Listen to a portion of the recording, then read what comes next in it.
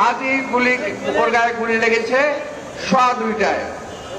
ঠিক আড়াইটার সময় ফেসবুকে পোস্ট আসলো, সবাই গিয়ে যেখানে আছে ঐক্যবদ্ধ হও, কোন একটা বাসায় যেতে হবে, ইট খুলে নিয়ে আসতে হবে।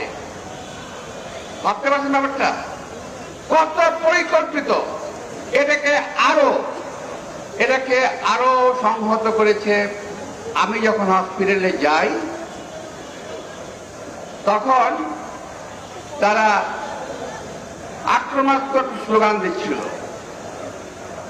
আমি ভাই ঢাকার ছেলে, আমি ঢাকার রাজপথে মিছিল করে বড় হয়েছি, আমি ঢাকার রাজপথে আন্দোলন করে বড় হয়েছি।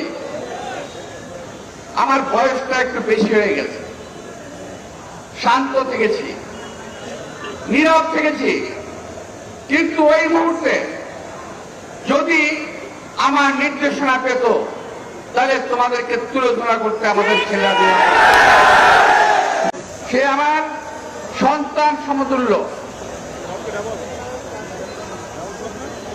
আমার সন্তানের বয়স, বড় সন্তানের বয়স এখন 39 বছর বয়স, হাদি বোধহয় 35ও হয় নাই।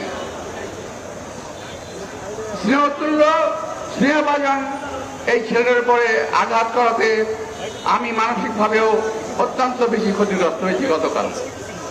হাদির উপরে এই আঘাতের তীব্র নিন্দা প্রতিবাদ জানিয়ে বলতে চাই, এই আঘাত হাদির উপরে নয়, এই আঘাত বাংলাদেশের মানুষের গণতান্ত্রিক অধিকারের উপরে, এই আঘাত বাংলাদেশের সার্বভৌমত্বের উপরে, এই আঘাত বাংলাদেশের স্বাধীনতার উপরে।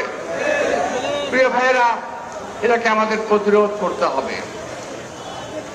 এই অপশক্তির কালো হাত ভেঙে দিতে হবে, এদেরকে দাঁত ভাঙার জবাব দিতে হবে।